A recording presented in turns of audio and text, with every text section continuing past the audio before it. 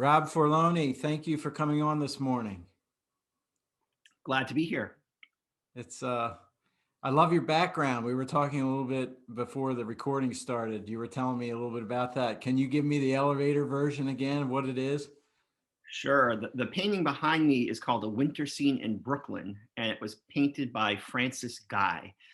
As I was explaining, this is connected to me in multiple different ways. I live in Maryland now, but I lived in New York City and worked in museums there for many, many years. And at the time, it was on display at the Brooklyn Museum of Art.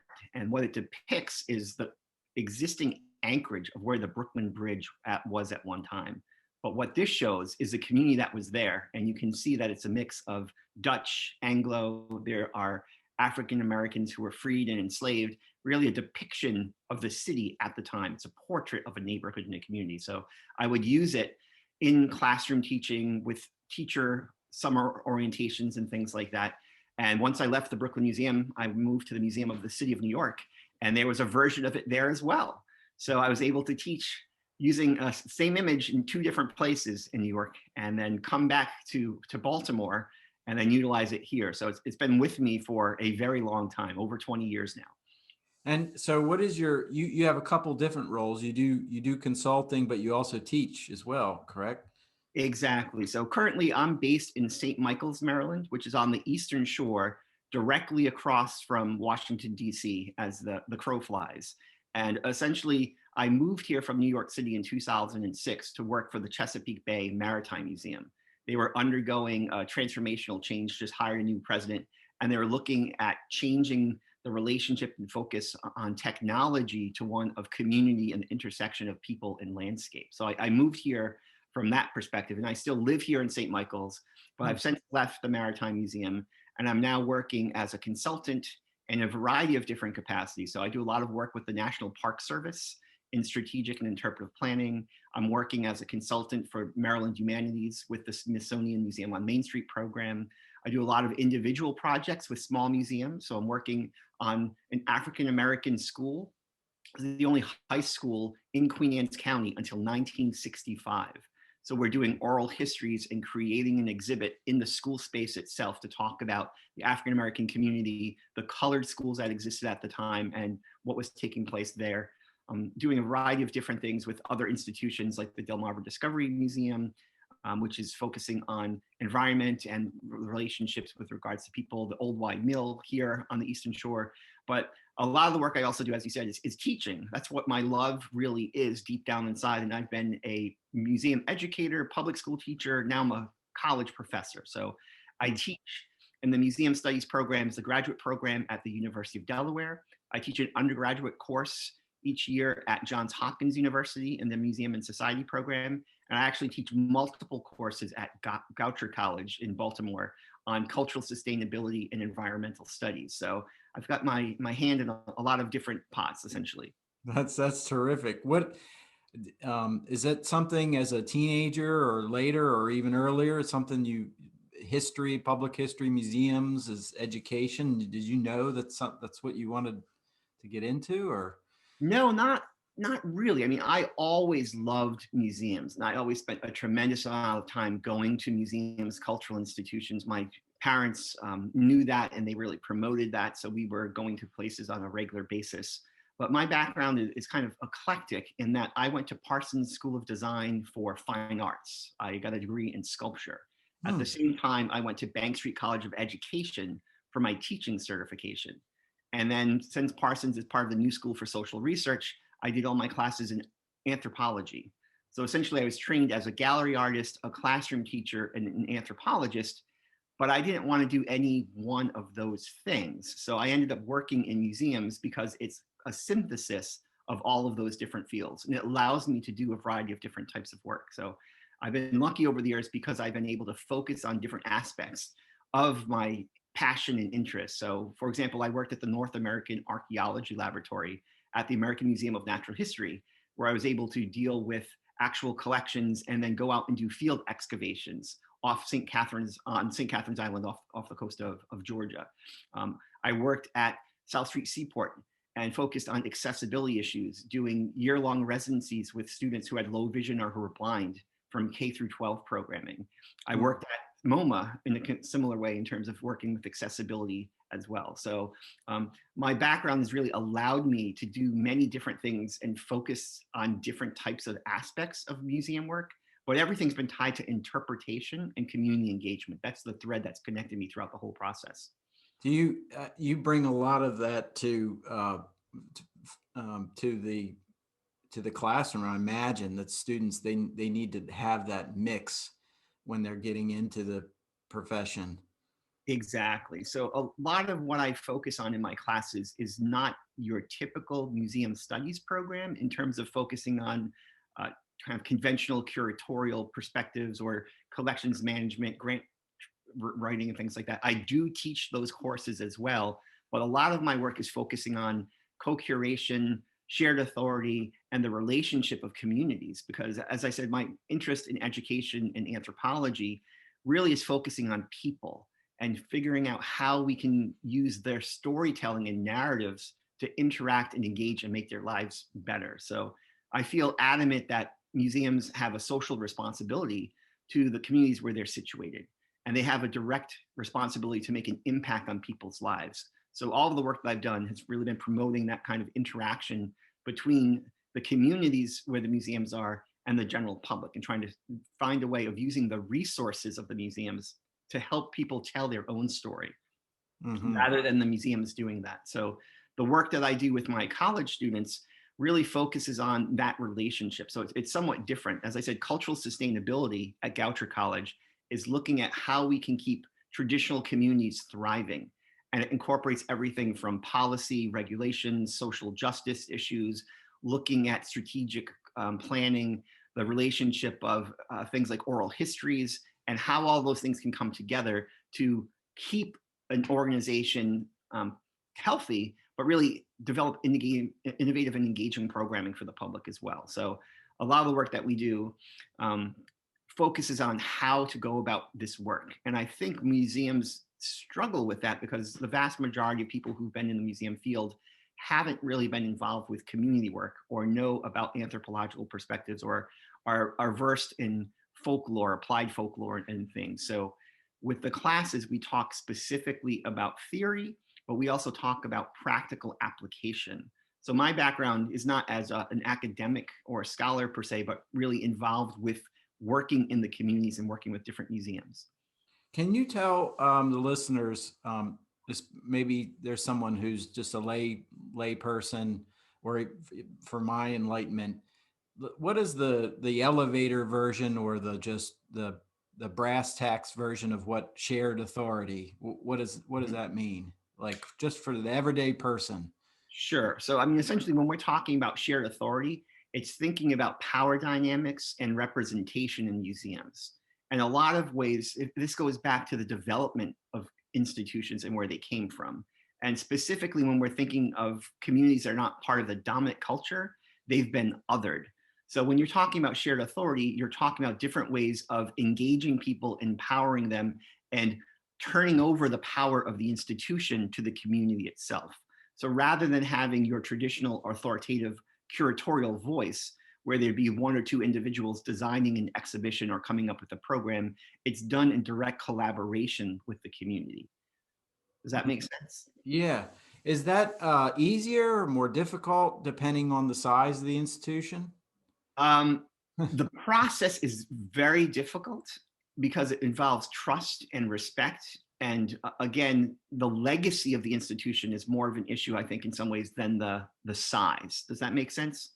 So as I Okay. said, a lot of these issues go back to World's Fairs and how cultures have been represented over time, Mhm. being presented through a means of cultural appropriation rather than having individuals tell their own stories. So there's situations where you have very large institutions with a tremendous amount of resources. However, the things that they did in the past, shade the way that the community perceives them. So if you look at things that have been taking place since COVID pandemic, looking at decolonizing efforts, looking at the relationship of the statue of Theodore Roosevelt at the American Museum of Natural History, or some of the missionary figures in California. Those institutions are large. They've got a lot of resources behind them, but they also have a lot of history in terms of things that they've done and how they've presented things. So in some ways, I think smaller museums can be well positioned to do this type of work because they can be much more nimble. You know, a lot of times in the field, we talk about how a small museum is able to be quick and responsive and reactionary. But some of these larger institutions, it's almost like moving an aircraft carrier, right? Because it has a tremendous amount of resources, but there's bureaucracy and hierarchy and things that make it more difficult to take on some of those things. With a smaller institution, if you're the executive director and a board member, you're able to enact things much more quickly. And depending on the institution, you may not have a significant issue with what your museum has done in the past. And you might have an ongoing relationship with some of these marginalized communities that haven't been represented. So it's hard to say because I don't want to make a sweeping generalization. It's really dependent specifically on the museum, the community, and the history of what took place there. Yeah. I worked on a project with PA Humanities Mhm. where the the idea behind the project was that there was a cultivation of stories within different communities, Mhm. and we gleaned from those stories what mattered most to the people in those communities. So it was harnessing the power of not really oral history, but the power of the stories that people were sharing, which is sort of an offset of oral history, and then creating a plan for what we could do to serve those communities based off of those stories. So I'm really fascinated by the work that like humanities councils are doing now, and I'm going to be talking with Lindsay Baker at Mhm. Maryland Humanities at some point. Um, so, do you have any more thoughts about the power of oral histories and storytelling in the community, or any examples of how you've seen that play out? Or Oh, without a doubt. So, yeah, as I said, I've been involved with a number of communities over the years. In New York, we had a program called the Community Partners Gallery at the Museum of the City of New York. And a lot of the work there was looking directly at the communities in New York and having them tell their own stories. And then when I came to Maryland, I've been doing the same type of thing. Working at the Chesapeake Bay Maritime Museum, a lot of that work was done with waterman communities or African Americans in the local area as well in regards to their relationship with agriculture and the fisheries. What I've done most recently with the National Park Service is work with indigenous communities and talking about the relationships there. So in some ways, this goes hand in hand with social history, right? Museums for a long time focused on the affluent, the well-to-do. At the Museum of the City of New York, we had the Rockefeller rooms, where you focused on the establishment individuals. And that's what history was all about, the people who were in power. And then we transitioned to social history with Howard Zinn and people focusing on labor, women, children, these different individuals that didn't have the same type of appeal in museums in the past were being brought to the forefront. Now, the difference was those stories were being told by curators and by individuals in the institution who would go in and decide what the stories were. And with shared authority and this kind of community curation, what you're doing is you're turning over the power and you're saying you want the stories to be coming from the individuals and the communities themselves. So mhm. you're providing the resources in terms of the expertise of exhibition design, in terms of the staff hours and labor, in terms of the budget to create an exhibition or a public program, but it's really the community that's talking about what they think is significant to them, what their values are. They're the ones telling the stories. And through oral histories or through interviews, and there's many different ways of doing this, you can incorporate those stories directly into that type of work. So I was involved with an oral history program through Maryland State Arts Council, where there's a program called Maryland Traditions, and it looks at folk life around the area. And I would go out and do oral histories in Montgomery County.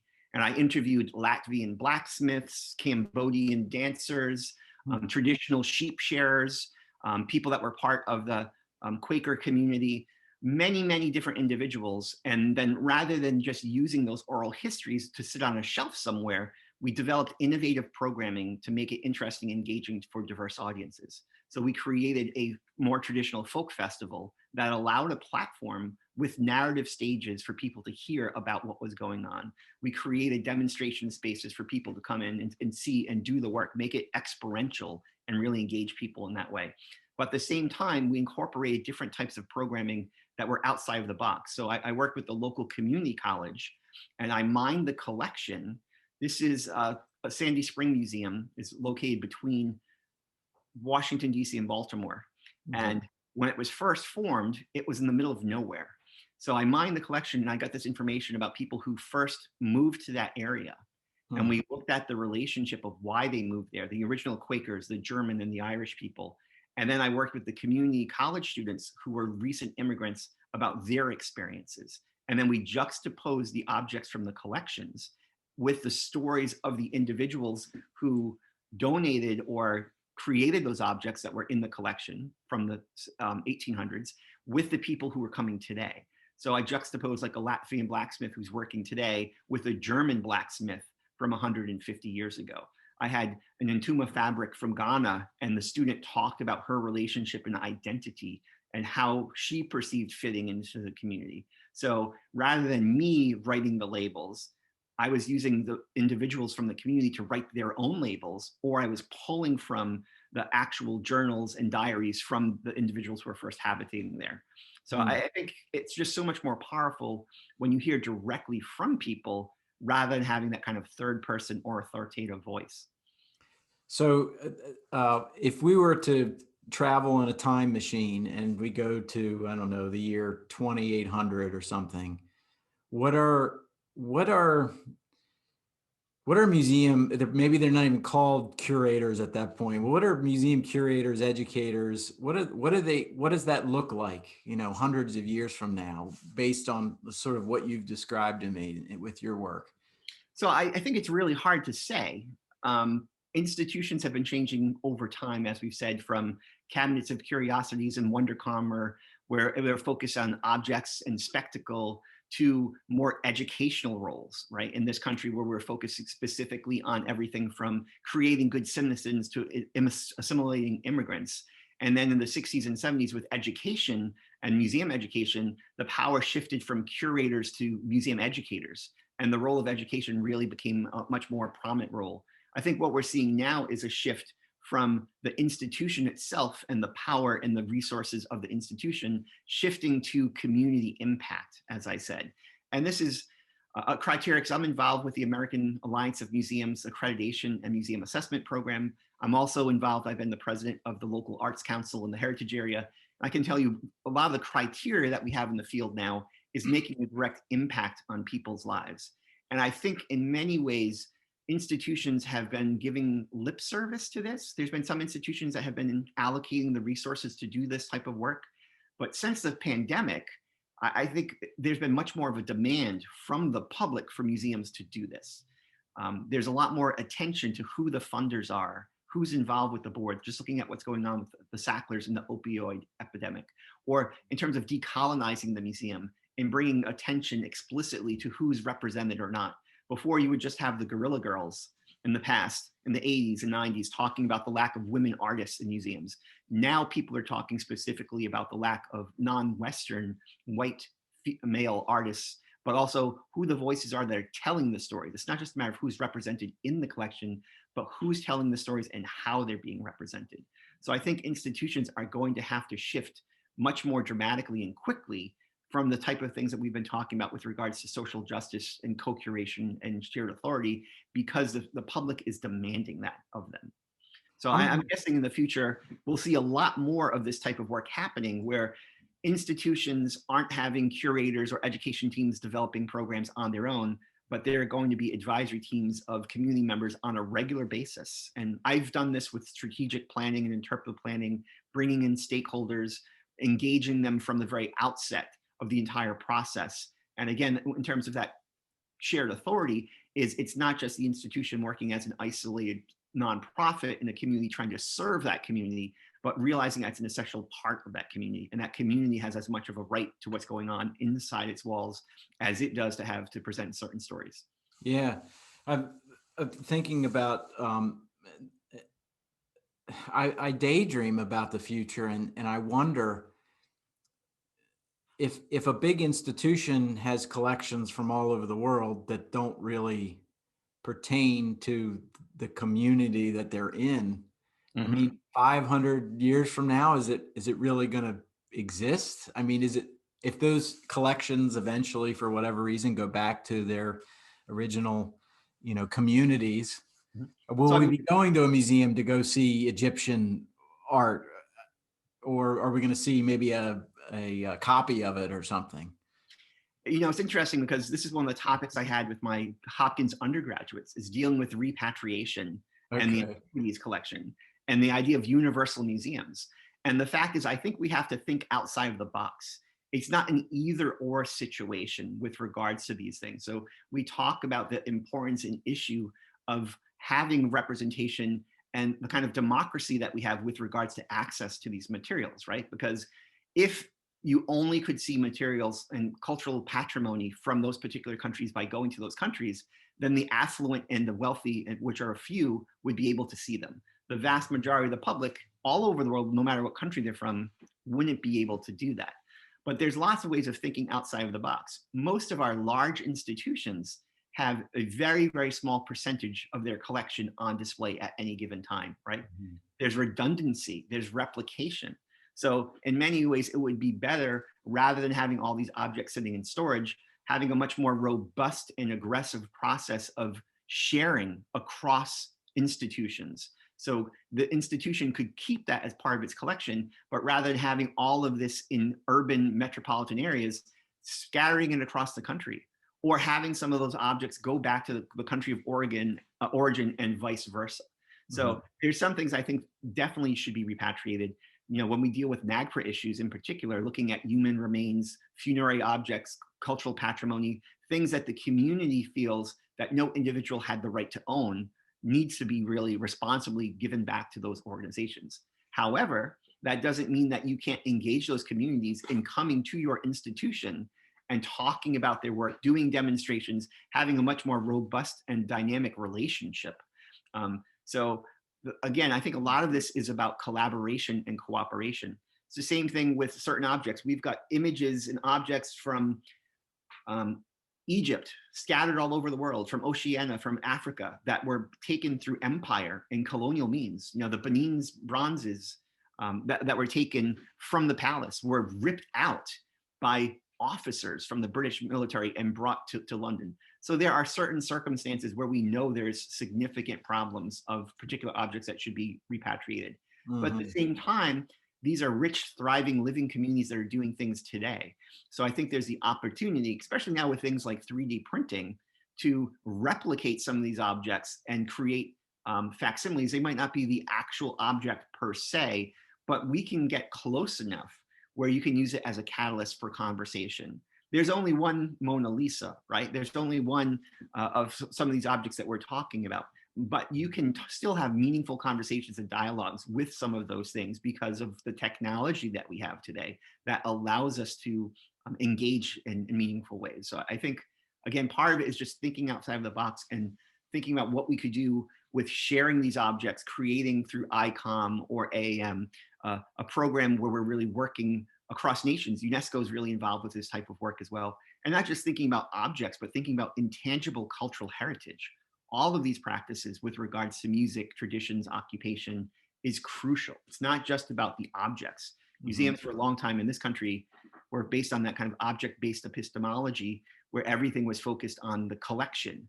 Now I think the collection is seen as one resource, but the staff, the facilities, the building, the technology, the skill set of their individual professionals that are there are all equally as important to the collections themselves. And again, Mhm. I'm an anthropologist and an artist, so I love material culture. I love objects. I think there's always going to be a need for objects, and that's what sets museums apart from being a community center or a college or university or something like that.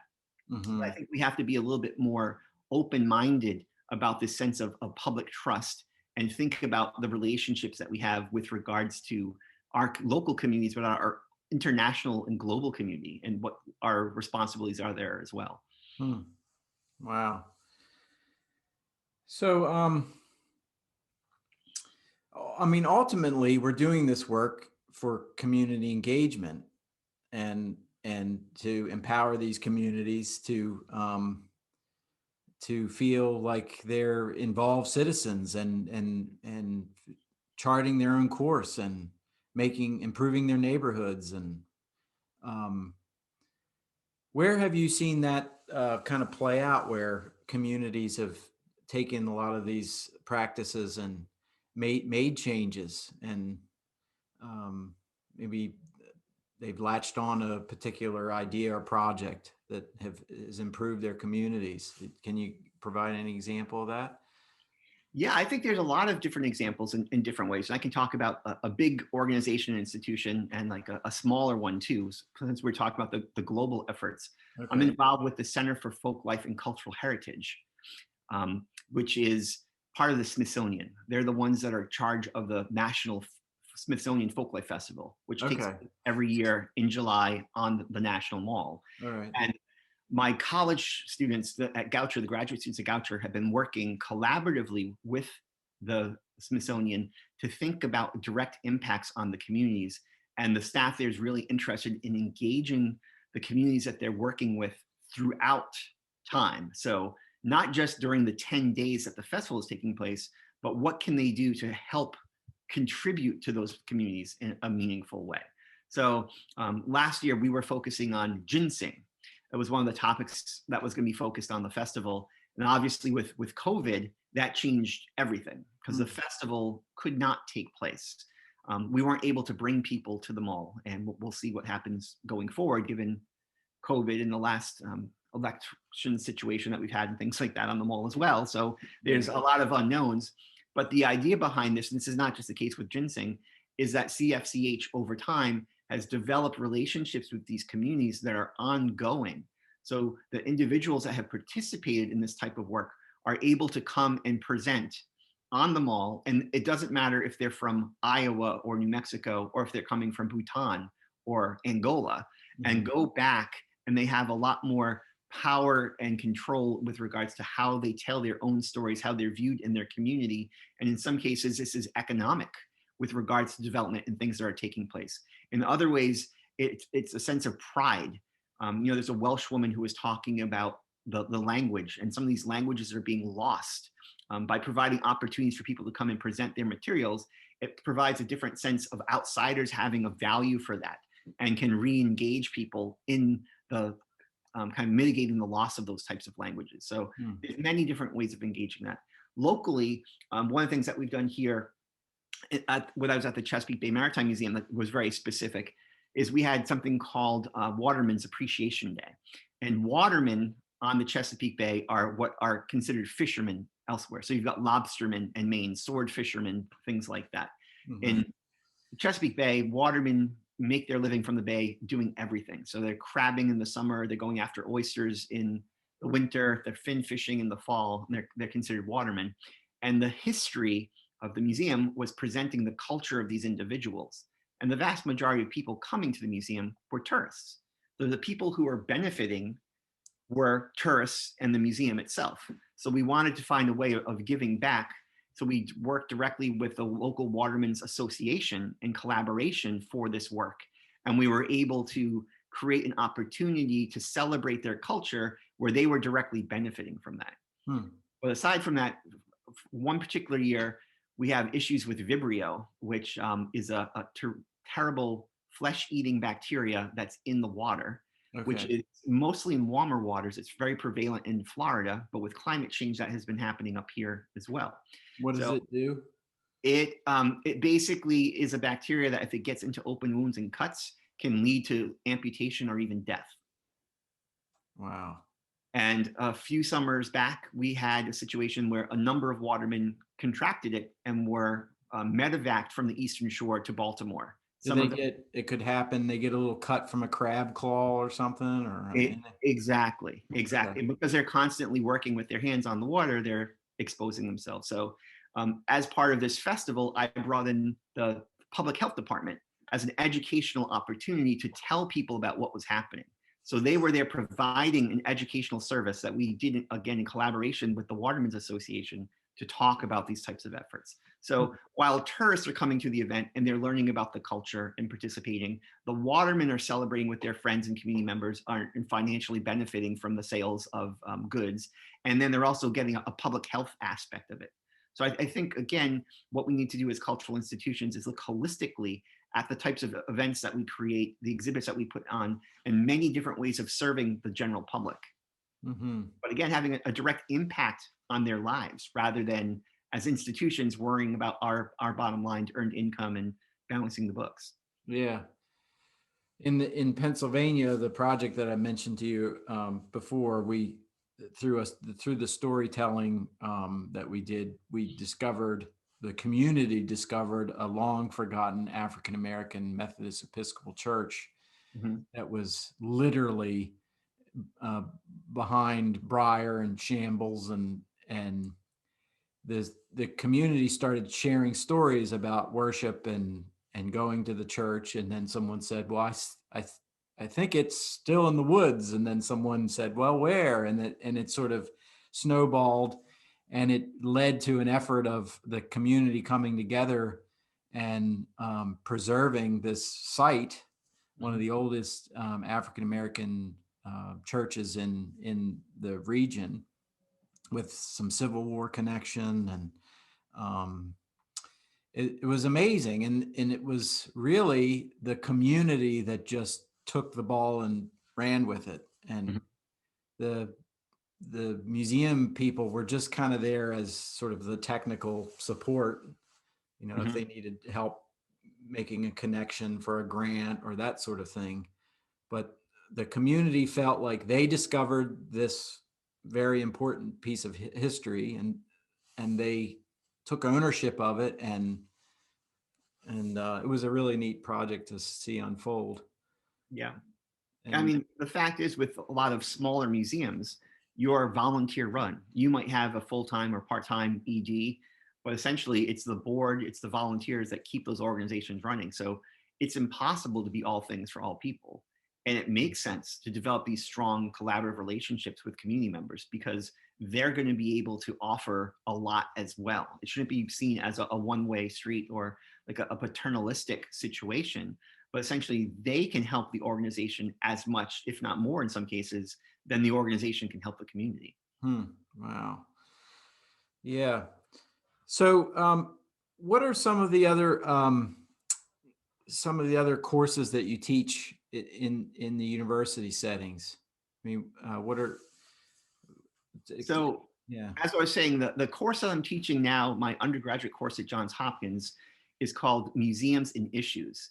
So Okay. it deals with the variety of different types of contemporary things that are impacting museums today. Okay. So the last class that we just had was talking specifically about COVID and All right. collecting with regards to COVID. So not just specifically COVID, but was rapid response collecting.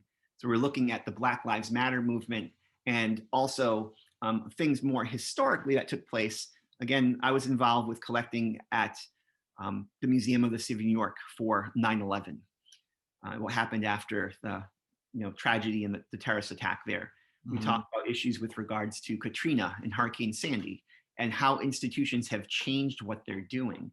So essentially, this was a situation where a few museums were involved with this kind of rapid response collecting based on local tragedies that might have impacted them. And now across the entire nation, across the world, we're struggling as a field to deal with collecting the stories. And a lot of what we just talked about with co-curation and shared authority is happening naturally because museums are allowing people to directly tell their stories. If you look at the Anacostia Museum, they've opened the opportunity for people to post images and stories. The Worcester Museum in Massachusetts has done something very similar. The Brooklyn Public Library is doing podcasts with individuals about their experiences. So what we've been discussing is how the museums have changed what they're collecting, and how they're collecting has really been reflected in that. With that particular class, we deal with decolonizing museums, what's been going on with regards to indigenous populations, and everything from NAGPRA and First Nations ideas of conserving objects to looking at the relationship of indigenous pedagogies. We deal with the Baltimore Museum of Art controversy recently about deaccessioning artwork and the impact that's had with people trying to find a way of showing new voices incorporating new artwork, but also in terms of developing diversity, equity, inclusion, and access programs through these types of resources. We talk about the history of museums, as I said, with the background with regards to how they've come about, but a lot of it is about making meeting and museum evaluation and engaging the public. So we talk about everything from dealing with living collections to whether or not museums should be neutral. It's a kind of like a wonderful class because I can talk about anything I think is important and interesting. Sure. With the Smithsonian courses I talked about. Right now we're focusing also on chronicling culture in the time of crisis. So whereas we focused on ginseng with the folk festival last year, we're looking at culture in crisis and how intangible culture and heritage can be used as a means of resilience, how we're changing and altering things. So if you look at New Orleans recently, they weren't able to have the typical Mardi Gras, so people started decorating their houses in an extravagant way, or how individuals have changed the way that they present music by getting on Zoom and having the symphony in isolation performing together, those types of issues. So it's really focusing on resilience and traditional heritage, and a lot of the issues that we've talked about with shared authority and cultural heritage are there as well. I teach a class called Exhibits Real and Virtual, ironically, that at Goucher, where the virtual was a small piece of it, but given what's taken place in recent times, I think the virtual is gonna be a much more robust aspect of that, and looking at exhibition development modalities and interpretive methodologies. I'm currently teaching a course on interpretive and strategic planning.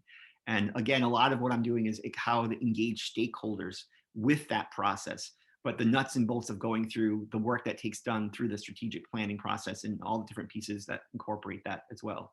And then I also teach courses with regards to their intersection of people and the environment. So I teach a class called Environment, Culture, and Community that looks at the relationship of how we communicate environmental stories. So it involves natural science students, but through a humanities lens. And we talk about the importance of narrative and storytelling to engage and inspire people to change rather than hitting them over the head with data. And we use the Chesapeake Bay as a case study, looking at everything from regulations and policy to traditional community engagement to get that type of work done. Yeah. Then at University of Delaware, I teach a course on historic properties and grant writing for nonprofits. So it runs the gamut of things.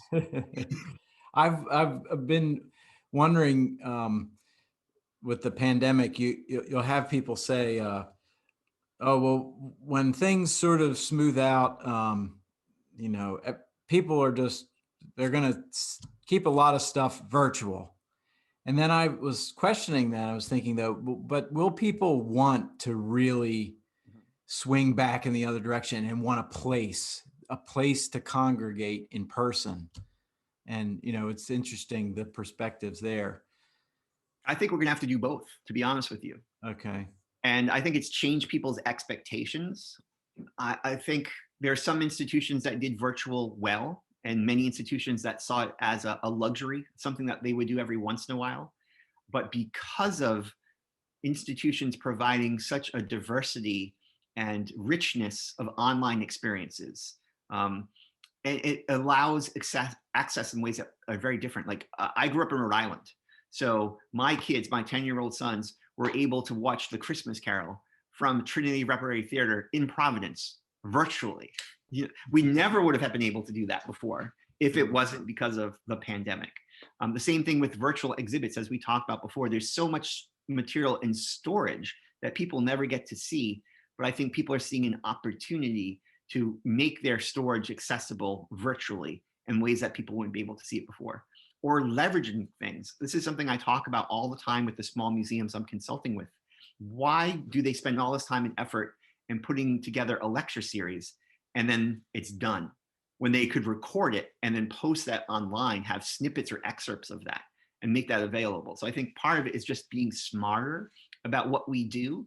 Again, going back to those oral histories, taking oral histories and then creating snippets for an online exhibit, an on-site exhibit, a podcast where you have individuals, really being much more deliberate about how we do our work and creating multiple levels of engaging people with that type of material. Mm-hmm. So I think many people, and I was having this conversation with my class, are going to want to go back to public spaces. It's going to be interesting to see how comfortable they are.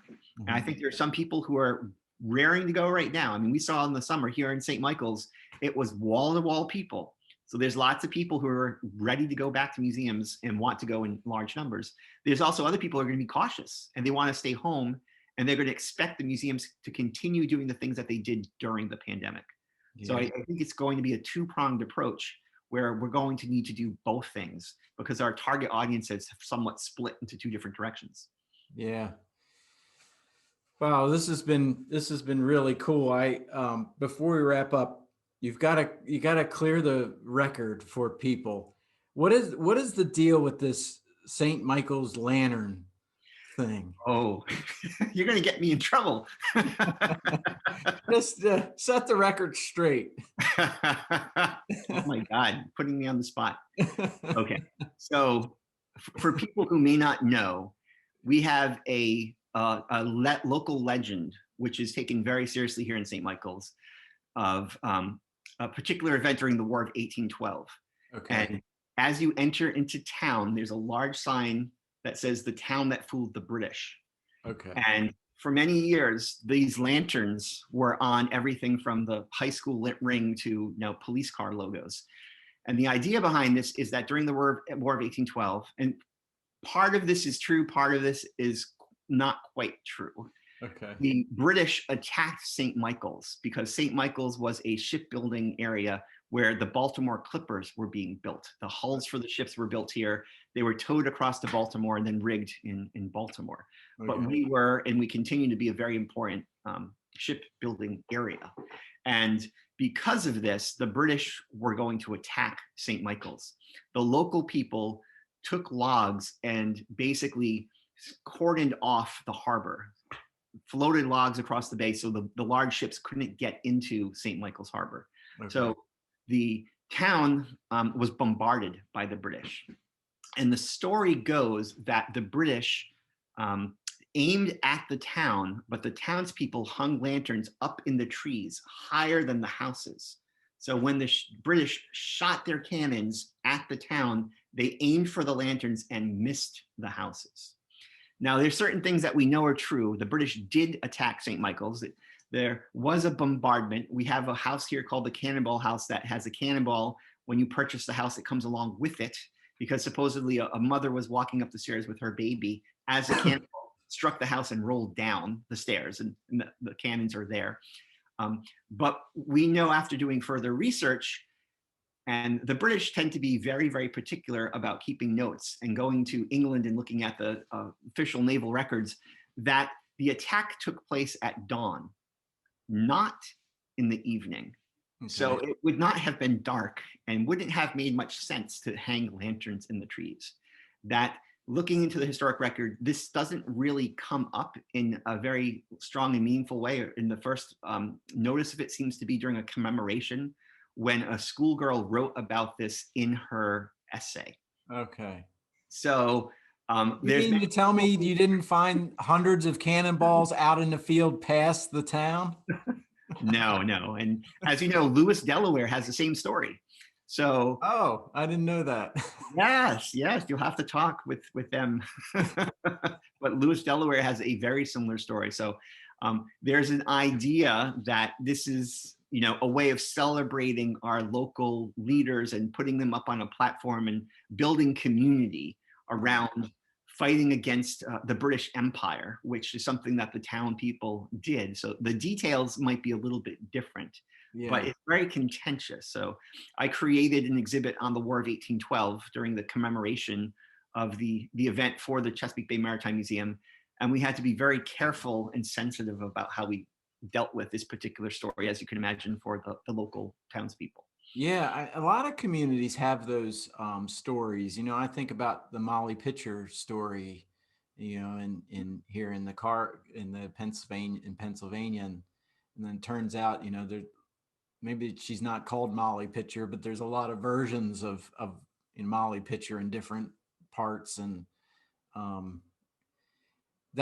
mean, we don't have the time, but we could talk probably another hour about how communities create those that lore and those things Yeah. and how it helps unite their community. And And again, I mean, this goes back to that shared authority with the way that we tell stories is really different.